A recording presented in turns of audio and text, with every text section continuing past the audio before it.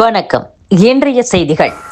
சென்னை வேளச்சேரியில் சாலையில் நடந்து சென்ற பெண்ணிடம் மது போதையில் பாலியல் அத்துமீறலில் ஈடுபட்ட வழக்கில் ராணிப்பேட்டை மாவட்ட போக்குவரத்து காவல் ஆய்வாளர் மணிமாறன் உட்பட 2 பேர் கைது செய்யப்பட்டுள்ளனர். அதீத மது போதையில் பெண்ணிடம் சில்மிஷத்தில் அவர் ஈடுபட்டது தெரியவந்துள்ளது. இதையடுத்து மணிமாறன் மற்றும் அவரது மைத்துனர் மணி ஆகியோரை போலீசார் கைது செய்துள்ளனர். பொறியியல் கலந்தாய்வு முதல் சுற்று முடிந்த நிலையில் முன்னணி கல்லூரிகளில் ஏராளமான இடங்களை நீட் தேர்வு எழுதிய மாணவர்கள் ஆக்கிரமித்துள்ளனர்.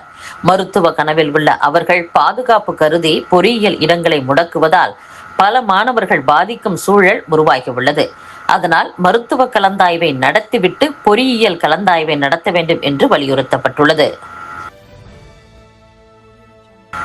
திமுக ஆதரவு நிலைப்பாட்டில் இருக்கும் முஸ்லிம் அமைப்புகளுடன் பேச்சு நடத்தி தங்கள் பக்கம் இழுக்கும் முயற்சியில் தமிழக வெற்றிக் கழகம் இறங்கியுள்ளது. இதுகுறித்து தாவேக வட்டாரங்கள் கூறுகையில், சட்டசபை தேர்தலில் திமுக வசமிருந்த சிறுபான்மையினர் ஓட்டுகளை குறிவைத்துத்தான் தாவேக பிரச்சாரம் செய்தது. ஆனால் சிறுபான்மையினர் அமைப்புகள் திமுகவுடன் மிக நெருக்கமாக இருந்ததால் அந்த ஓட்டுகளை தாவேகவால் முழுமையாக பெற முடியவில்லை. இதனால்தான் முஸ்லிம்கள் அதிகமாக வசிக்கும் சேப்பாக்கம், துறைமுகம், ஆம்பூர், வாணியம்பாடி, கடையநல்லூர், ராமநாதபுரம், பாளையங்கோட்டை உள்ளிட்ட பல தொகுதிகள் திமுக கூட்டணி வசம் சென்றன. அதேபோல் கிறிஸ்துவர்கள் அதிகம் வசிக்கும் கன்னியாகுமரியில் தாவேகாவால் ஒரு தொகுதியில் கூட வெற்றி பெற முடியவில்லை. இதே நிலை நீடித்தால் இடைத்தேர்தலிலும் உள்ளாட்சி தேர்தலிலும் திமுகவுக்கு கூட்டணி பலம் இல்லை என்றாலும் கணிசமான வெற்றி கிடைக்கும் வாய்ப்பு இருக்கிறது. தமிழகத்தில் சன்னி முஸ்லிம்கள் அதிகமாக உள்ளனர். ஆனால் மாவட்ட ஹாஜி நியமனங்களிலும் வக்ஃப் பதவிகளிலும் ஷியா முஸ்லிம்களே உள்ளனர். இதனால் இரு தரப்புகளுக்குள்ளும் பிரச்சனைகள் உள்ளன. இதை தாவேக தனக்கு சாதகமாக்கிக் கொள்ள முற்படுவதாக கூறப்படுகிறது. சென்னை, டெல்டா, வடக்கு மாவட்டங்களில் உள்ள சன்னி பிரிவு முஸ்லிம் அமைப்புகளுடன் பேச்சு நடத்துகிறது. அதே போல இனி சன்னி முஸ்லிம்களுக்கு ஹாஜி வக்ஃப் பொறுப்புகளில் அதிக இடங்கள் வழங்கப்பட உள்ளன. தாவேகவில் இணையும் முஸ்லிம் இளைஞர்களுக்கு பதவிகளும் தரப்பட உள்ளன. சினிமாவுக்கு எதிரான கருத்து கொண்ட சில பழமைவாத முஸ்லிம் அமைப்புகள் முதலமைச்சர் விஜய் மற்றும் தாவேகவை கடுமையாக விமர்சிக்கின்றன. இனி அப்படி விமர்சிக்க கூடாது என அவர்களுடன் பேச்சு நடக்கிறது. அதற்கு உடன்படாவிட்டால் அவர்களை அடக்க சட்ட ரீதியான நடவடிக்கை எடுக்கப்படும் என்றும், குறிப்பாக இந்திய யூனியன் முஸ்லிம் லீக் தாவேகவுடன் கூட்டணி அமைத்து அமைச்சரவையில் இடம்பெற்றிருந்தாலும் அந்த கட்சியின் தொண்டர்கள் திமுகவுடன் நெருக்கமாக உள்ளனர். அதே நேரத்தில் அமைச்சர் ஷாஜகான் மற்றும் முஸ்லிம் லீக் மூத்த நிர்வாகிகள் இடையே பனிப்போர் நடக்கிறது. அதை சாதகமாக்க இரு தரப்பில் ஒருவரை தாவேகவில் இணைக்கும் முயற்சிகளும் நடக்கின்றன. அமைச்சரவை மாற்றத்தின் போது முஸ்லிம் இருவருக்கு அமைச்சர் பதவி தரவும் முதலமைச்சர் விஜய் முடிவு செய்துள்ளார். இப்படியான தொடர் நடவடிக்கையால் முஸ்லிம் அமைப்புகள் தாவேக பக்கம் முழுமையாக வந்து சேரும் என்று தாவேக வட்டாரங்கள் கூறியுள்ளன. செய்தியாளர்களை தாக்கியதாக சோளிங்கர் தொகுதி தாவேக எம்எல்ஏ கபில் மீது ராணிப்பேட்டை எஸ்பியிடம் புகார் அளிக்கப்பட்டுள்ளது.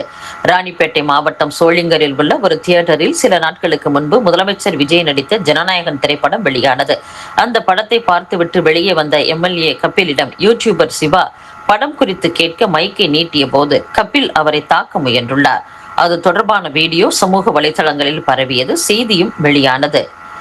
இதனால் கபில் மற்றும் அவரது ஆதரவாளர்கள் ஆத்திரமடைந்து சிவாவை தேடி அவர் சோளிங்கர் அண்ணா சிலை அருகே உள்ள சிவாவின் வீட்டிற்கு எம்எல்ஏ கபில், அவரது தம்பி தனஞ்செழியன் மற்றும் 10க்கும் மேற்பட்டோருடன் சென்றனர். சிவாவை வலுக்கட்டாயமாக அழைத்து சென்று தாக்கியும் உள்ளனர். இது குறித்து அறிந்து செய்தி சேகரிக்க சென்ற நிருபர்கள் அரங்கநாதன், கல்யாண சுந்தரம் ஆகியோரையும் சரமாரியாக தாக்கியுள்ளனர்.